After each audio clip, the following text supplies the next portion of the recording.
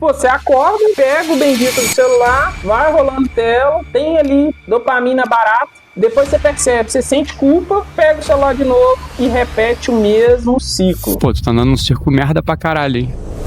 Se você tá assistindo esse vídeo enquanto seu dedinho tá coçando pra você rolar a tela, se uma parte da sua mente já tá doida procurando o próximo estímulo, talvez esse vídeo seja exatamente sobre você. Existe um termo que viralizou lá fora que é o brain rot, cérebro podre. Isso não é um diagnóstico médico, é um diagnóstico cultural, que é aquela sensação que você tem depois de ficar horas rolando vídeo curto ali, de que tudo tá passando rápido demais e ao mesmo tempo tá tudo muito vazio. Isso não é só impressão sua, existe uma explicação científica, uma explicação econômica, existe na verdade um modelo de negócio por trás disso. E talvez o mais importante, existe um custo invisível que está impactando a sua vida.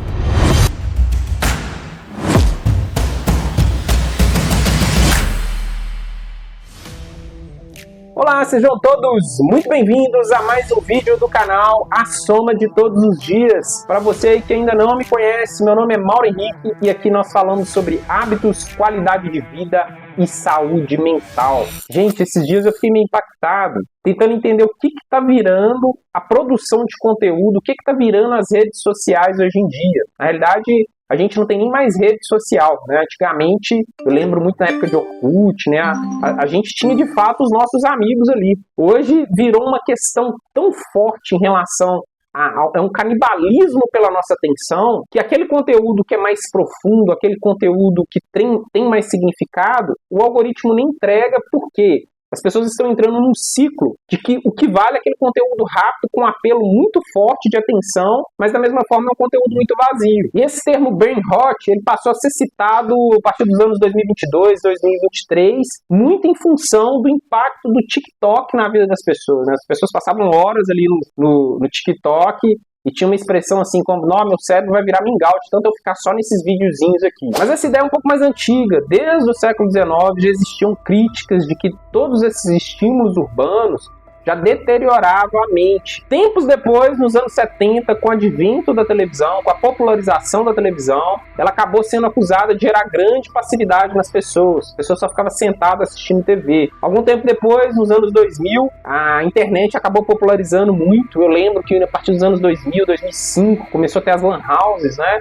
Nem todo mundo tinha internet em casa, e uma das coisas que quando de fato todo mundo passou a ter internet, era aquele medo das pessoas se tornarem multitarefas. As pessoas estavam fazendo várias coisas ao mesmo tempo, e sempre teve aquela apreensão em relação ao impacto da internet nas nossas vidas. Na época, os pesquisadores começaram a entender, pesquisando o cérebro humano, de que o cérebro ele não é multitarefa, né? A nossa atenção sustentada ela é eficiente até certo ponto, e essa alternância entre estímulos, né, de atenção para cada estímulo, ela na realidade tem um custo. Aquela ideia do multitarefa, ela acabou caindo em descrédito, demonstrando o impacto dela com o nosso foco e também demonstrando que não era algo muito produtivo. O problema de hoje é um pouco mais complexo. É a hiperestimulação constante de algoritmos programados para fazer com que você aí tenha picos de dopamina fásica e se mantenha preso por um tempo maior. A gente já tem vídeo aqui no canal que a gente explica um pouco sobre a dinâmica dopaminérgica, né? Muita gente pensa que a dopamina é uma molécula do prazer,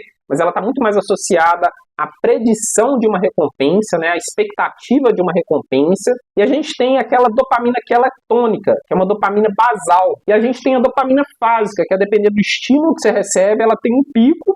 E essa dinâmica, né, dadas as devidas proporções, é que nos impulsiona a buscar algo, a nos manter em movimento. E a questão da dopamina fásica é quando o pico dela, ele se dá justamente quando você chega num ápice de uma expectativa de que o próximo estímulo, o próximo vídeo vai te trazer ainda mais prazer, ainda mais satisfação. E esse comportamento de ficar rolando tela, gente, usa o mesmo princípio de reforço variável de que os cassinos, que jogos de azar, que é aquela possibilidade, aquela incerteza, um reforço variável.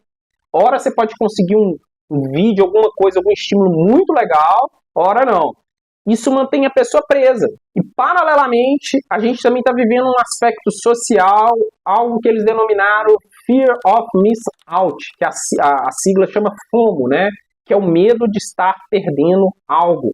Com o advento das redes sociais, cada vez mais a gente fica acompanhando a vida das pessoas, a gente segue pessoas às vezes sem nem saber o porquê, e quando você fica sem mexer no celular, a sensação que você tem é de que você está perdendo alguma coisa. Vai acontecer algo que você não vai ficar sabendo, você vai ficar sabendo por último.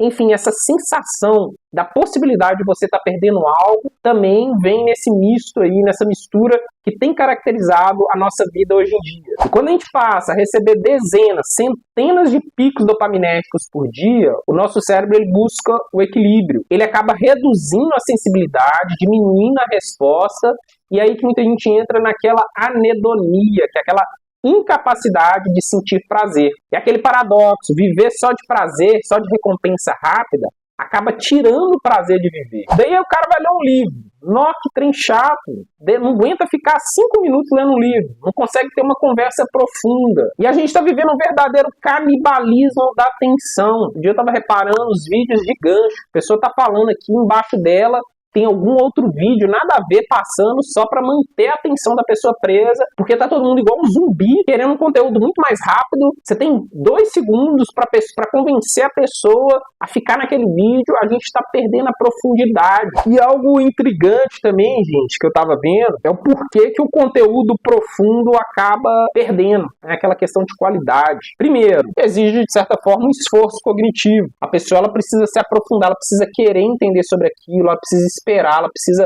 gastar uma energia para ela consumir aquilo. Tem-se um atraso da recompensa, né? Tudo aquilo que dá um pouco mais de esforço, a recompensa é tardia. A pessoa não vai ter um pico dopaminérgico aqui agora. E o próprio público, gente, a própria sociedade, ela está condicionada à intensidade, aquilo que é raso, aquilo que é superficial e aquilo que é rápido. A métrica predominante é a retenção imediata e não a profundidade, não o conteúdo. E como que era antes? Antes a atenção era concentrada. Você esperava o horário do programa para você assistir ele, você lia um capítulo seguido do outro, você assistia início, meio e fim. E isso não porque as pessoas eram mais disciplinadas, era porque o ambiente favorecia isso. Hoje, o ambiente favorece a interrupção toda hora. E o nosso cérebro ele também responde a isso, ele se adapta a isso. É muito importante que você treine o seu cérebro a lidar com aquela recompensa que vem atrasada, que é justamente essa que é a base para aqueles melhores hábitos, para os hábitos sólidos.